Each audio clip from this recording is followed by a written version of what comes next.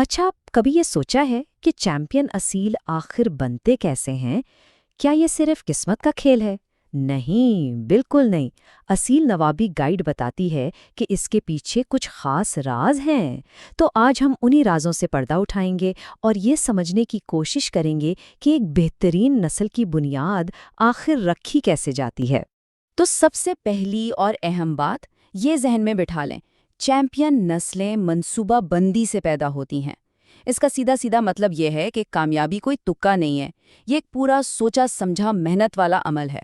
और सच पूछें तो यही वो जहनियत है, यही वो सोच है जो एक आम ब्रीडर को चैंपियन ब्रीडर से बिल्कुल अलग कर देती है।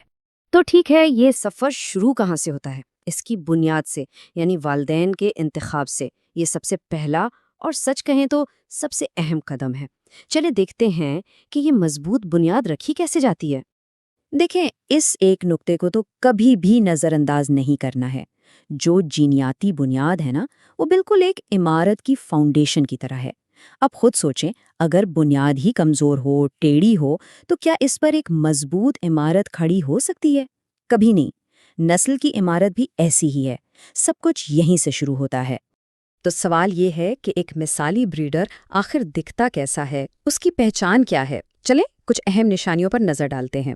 सबसे पहले चौड़ा सीना, ये सिर्फ दिखावा नहीं, ये ताकतवर फेफड़ों और दिल की अलामत है। फिर आती हैं मजबूत टांगें, जाहिर है मैदान में इस्तेहकाम और कुव्वत यहीं से आनी है। और हाँ, उसकी फितरत, क्या वो फाल और चुस्त है? ये चीज बताती है कि परिंदा अंदर से कितना सेहतमंद है। तो याद रखें, ये सिर्फ खूबसूरती की बात नहीं, ये असल में कारकर्दगी की बुनियाद है।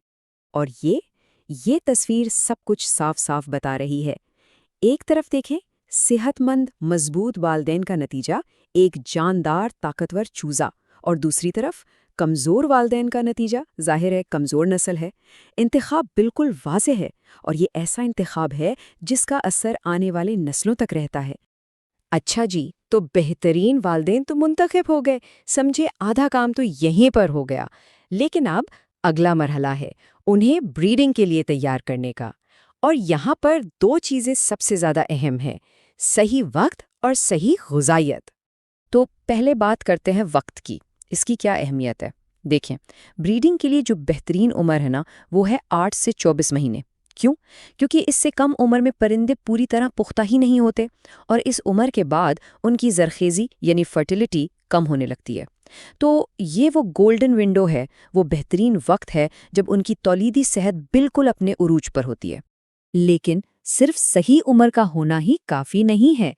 ब्रीडिंग से ठीक 1 महीना पहले परिंदों को एक खास खुराक देनी शुरू करनी होती है। ये बिल्कुल वैसा ही है जैसे किसी एथलीट को एक बड़े मुकाबले से पहले ट्रेनिंग दी जाती है, उसकी खुराक का ख्याल रखा जाता है। यही तैयारी आगे चलकर सेहतमंद औलाद की जमानत बनती है। तो आखिर उस खास खुराक में ऐसा क्या है? आइए देखते हैं। मकई और गंदम, ये कार्बोहाइड्रेट्स हैं, मतलब फौरी तवानाई का जरिया। फिर है चना, ये प्रोटीन देता है जो जिस्म को अंदर से मजबूत बनाता है। और साथ में थोड़ी मिकदार में बादाम का पाउडर और मल्टीविटामिन सप्लीमेंट। ये वो छोटी मगर ज़रूरी चीज़ें हैं जो फर्टिलिटी को बढ़ाती हैं और ये यकीनी बनाती है कि अंडे भी सेहतमंद हों। और ये एक कॉल, ये पूरी बात का खुलासा है। सेहतमंद वालिदैन का मतलब सेहतमंद और भारी चूज़े हैं। ये एक बहुत ही सीधा सा उसूल है। वालिदैन की सेहत पर जो भी मेहनत, जो भी सरमायाकारी की जाएगी ना, वो उनकी औलाद की ताकत और सेहत की शक्ल में वापस ज़रूर मिलेगी। चलें, ये तो हो गई बात कि क्या करना है, लेकिन अब वक्त है ये समझने का कि क्या नहीं करना। क्योंकि कुछ ऐसी बड़ी गलतियां हैं, 3 ऐसी गलतियां जो बेहतरीन से बेहतरीन ब्रीडिंग प्रोग्राम को भी तबाह करके रख सकती हैं। जी हाँ, सिर्फ 3। तादाद में तो ये सिर्फ 3 गलतियां हैं, लेकिन ये इतनी संगीन है कि ये अच्छे से अच्छे ब्रीडर की सालों की मेहनत पर पानी फेर सकती हैं। सच तो ये है कि इनसे बचना ही चैंपियन बनने और नाकाम होने के बीच का असल फर्क है। तो वो 3 गलतियां कौन सी हैं? पहली, बहुत ज़्यादा करीबी इन ब्रीडिंग, यानी एक ही खून में बार बार ब्रीडिंग करवाना। इससे नस्ल में बीमारियां और कमज़ोरियां आती हैं। दूसरी गलती, ब्रीडिंग के लिए कमज़ोर मादी का इस्तेमाल। ये कभी नहीं भूलना चाहिए कि चूज़े को 50% जीन्स मादी से ही मिलते हैं। अगर मादी ही कमज़ोर है तो बुनियाद कमज़ोर हो गई। और तीसरी, ब्रीडिंग के जोड़े को बहुत ज़्यादा खिलाना। اوور فیڈنگ سے پرندے سست اور موٹے ہو جاتے ہیں اور ان کی فرٹیلٹی، ان کی زرخیزی بری طرح متاثر ہوتی ہے۔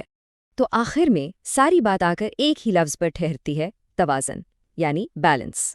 جینیات ہو، غذائیت ہو یا دیکھ بھال، ان میں سے کسی بھی چیز کی کمی یا زیادتی آپ کو راستے سے بھٹکا سکتی ہے۔